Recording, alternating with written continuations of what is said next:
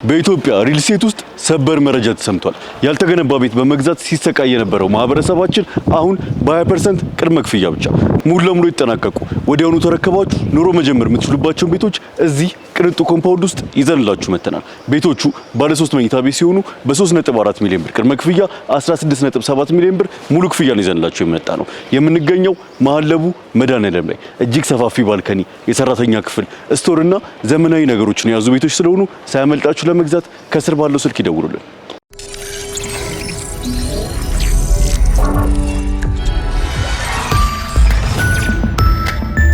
ጤና ይስጥልኝ። ይህ አዋዜ ነው። የዕለቱን ዋና ዋና ጉዳዮች እንመለከታለን። በላይ በቀለ ነኝ። አሜሪካም በኢራን ወደቦች ላይ በጣለችው እገዳም ከ13 ቢሊዮን ዶላር በላይ የሚያወጣ ነዳጅ የጫኑ ከ70 በላይ መርከቦች መቆማቸው ተነገረ። መርከቦቹ ከኢራን ወደቦች የሚነሱና የሚገቡ ሲሆኑ ከ166 ሚሊዮን በርሜል የሚልቅ ነዳጅ የጫኑ ናቸው ተብሏል። ኢራን የሆርሙዝ መተላለፊያ መዝጋቷን ተከትሎ አሜሪካም በኢራን ወደቦች ላይ እገዳ መጣሏም ይታወቃል። ከ3 ሳምንት በፊት ይህንኑ የሁለቱን ሀገሮች ግጭት ለመፍታት አሜሪካም ላቀረበችው የሰላም ዕቅድ ኢራን በጥቂት ሰዓታት ውስጥ ምላሽ ትሰጣለች ተብሎ እየተጠበቀ ነው። የአሜሪካ ውጭ ጉዳይ ሚኒስትር ማርኮ ሩቢዮ ጣሊያን ውስጥ ለሪፖርተሮች በሰጡት ቃል ኢራኖች ዛሬ አርብ ምሽት ምላሽ ይሰጣሉ የሚል ተስፋ እንዳላቸው ገልጸዋል። ምላሻቸው እውነተኛና ከስምምነት እንደሚያደርስ ሁለቱ ሀገሮች አንደኛው በሌላኛው ላይ ጥቃት ከፈጸመ በኋላ ፕሬዝዳንት ትራምፕ ተኩስ አቁሙ አልተጣሰም የሚል መግለጫ አውጥተዋል። አሜሪካም በኢራን መርከቦች ላይ ጥቃት መፈጸሟን ተከትሎ የኢራን ጦር ያጸፋ ጥቃት ማድረሱን ዘገቦች አመልክተዋል። የኢራን ባለስልጣናት አሜሪካም ከዲፕሎማሲ መፍትሄ ይልቅ ወደ ወታደራዊ ጀብደኝነት አዘንብላለች ሲሉ ጥቃቱን አውግዘዋል። ጥቃቱ ኢራን ተገዳ ስምምነት እንድትፈርም ለማድረግ ነው ብለዋል። አክለው የሀገሮቹን አዲስ ውጊያ ተከትሎ የዓለም የነዳጅ ዋጋ ጭማሪ ማሳየቱ ተነግሯል። ድፍድፍ ነዳጅ በበርሜል $100 በላይ መድረሱን ትላንት ሌሊቱን ጀምሮ የአሜሪካ ኃይል ወደ ሆርሙዝ መተላለፊያ የተጠጉ 2 የኢራን ነዳጅ መርከቦች ሲመታ በተለያዩ የኢራን አካባቢዎች አየር ድብደባ መፈጸሙን ገልጧል።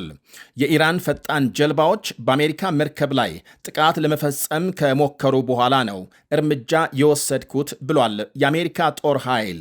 የኢራን መገናኛ ብዙሃንም በሆርሙዝ መተላለፊያና በዋና ከተማ ቴሄራን ፍንዳታ መሰማቱን ዘግበዋል።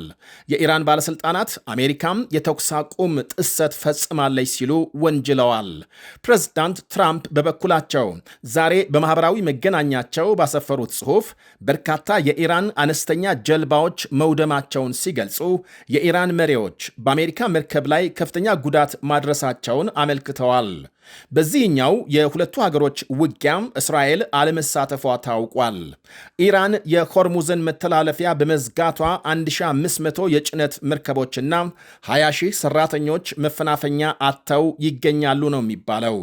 የዓለም የምግብ ፕሮግራም በበኩሉ የኢራን ጦርነት ከጀመረ ወዲህ ለሶስተኛ ጊዜ የዓለም የምግብ ዋጋ ጭማሪ ማሳየቱን ዛሬ አስታውቋል። የምግብ ሸቀጦች ዋጋ በዚህ ሚያዝያ ወር የ1.6 በመቶ ጭማሪ ማሳየቱን ጠቅሷል።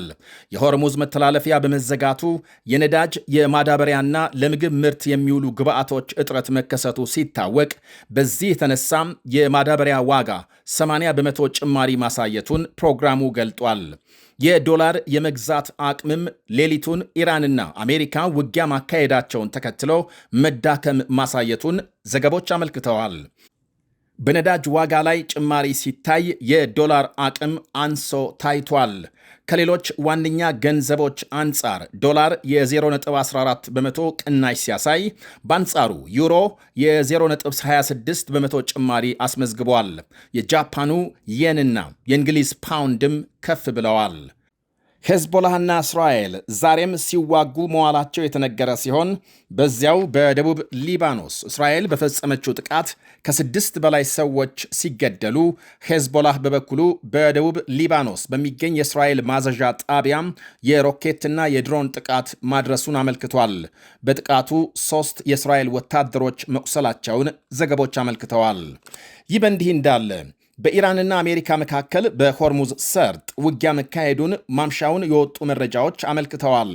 በኢራን ኃይሎችና በአሜሪካ መርከቦች መካከል አልፎ አልፎ ውጊያ ሲካሄድ ማምሸቱን ለማወቅ ተችሏል። ጉዳት ደርሶ ከሆነም ለጊዜው የተባለ የለም።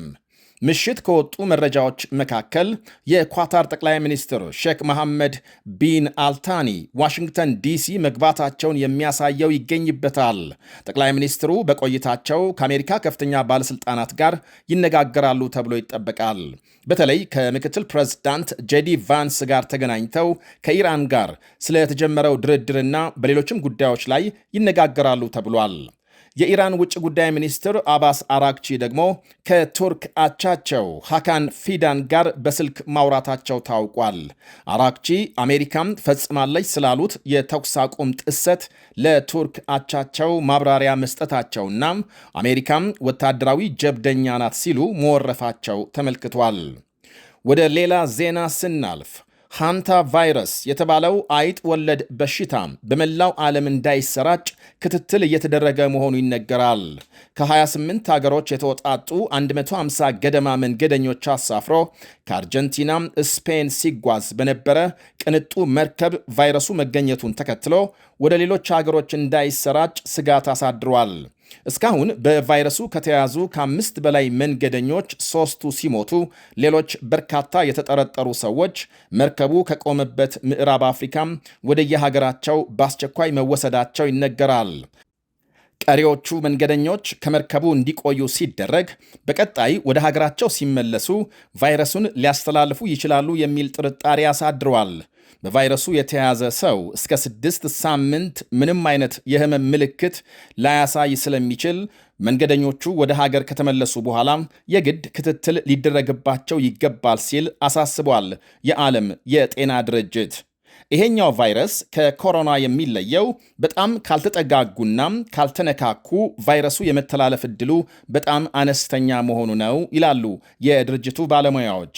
ከመርከቡ 150 መንገደኞች መካከል 38ቱ የፊሊፒንስ፣ 31 የብሪታንያ፣ 23 የአሜሪካና 16 የኔዘርላንድ ዜጎች ይገኙበታል። የስፔን፣ ጀርመን፣ ካናዳ፣ ፈረንሳይ፣ ቱርክ፣ ዩክሬን፣ አውስትራሊያም፣ ቤልጅየም፣ የህንድ፣ የጃፓንና የሌሎች ሀገራት ዜጎችም አሉ። ሃንታ ቫይረስ በአይጥ ሽንትና አይነ ምድር አማካኝነት ወደ ሰው የሚተላለፍ ሲሆን ከሰው ወደ ሰው ደግሞ በንክኪና በትንፋሽ እንደሚተላለፍ ይነገራል። እስካሁን በመርከቡ የነበሩ ዜጎቻቸውን የተረከቡ 12 ሀገሮች በጥንቃቄ ክትትል እያደረጉ መሆናቸውን አስታውቀዋል። ካናዳ፣ አሜሪካ፣ ብሪታንያ፣ ስፔን፣ ኔዘርላንድ፣ ዴንማርክ፣ ስዊዘርላንድ፣ ጀርመን፣ ደቡብ አፍሪካና ሲንጋፖር ዜጎቻቸውን ተቀብለው ክትትል ከጀመሩ ሀገሮች መካከል ናቸው። ሰዎቹን በቅርበት ከመከታተል ባለፈ እስካሁን አንዳቸውም የበሽታውን ምልክት አላሳዩም ነው የተባለው።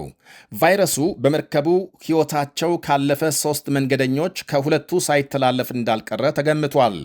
ሁለቱ ባልና ሚስት በመርከቡ ከመሳፈራቸው አስቀድሞ ወፎች በሚበዙበት ጫካ ጉብኝት ማድረጋቸውና ቫይረሱን ከዚያ ይዘው ወደ መርከቡ ገብተዋል የሚል ግምት አሳድሯል። ሃንታ ቫይረስ በአፍሪካም እስያና አውሮፓ እንደሚገኝና ምልክቶቹም በዋነኛነት ከባድ ትኩሳትና ራስ ምታት፣ ማቅለሽለሽና ማስመለስ መሆናቸውን ሐኪሞች ይናገራሉ። ይህ አዋዜ ነው። በኢትዮጵያ ሪል ስቴት ውስጥ ሰበር መረጃ ተሰምቷል። ያልተገነባ ቤት በመግዛት ሲሰቃይ የነበረው ማህበረሰባችን አሁን በ20% ቅድመ ክፍያ ብቻ ሙሉ ለሙሉ ይጠናቀቁ። ወዲያውኑ ተረከባችሁ ኑሮ መጀመር የምትችሉባቸውን ቤቶች እዚህ ቅንጡ ኮምፓውንድ ውስጥ ይዘንላችሁ መተናል። ቤቶቹ ባለ 3 መኝታ ቤት ሲሆኑ በ3.4 ሚሊዮን ብር ቅድመ ክፍያ 16.7 ሚሊዮን ብር ሙሉ ክፍያ ነው ይዘንላችሁ የመጣ ነው። የምንገኘው መሀል ለቡ መድኃኔዓለም ላይ እጅግ ሰፋፊ ባልከኒ፣ የሰራተኛ ክፍል፣ ስቶርና ዘመናዊ ነገሮችን የያዙ ቤቶች ስለሆኑ ሳያመልጣችሁ ለመግዛት ከስር ባለው ስልክ ይደውሉልን።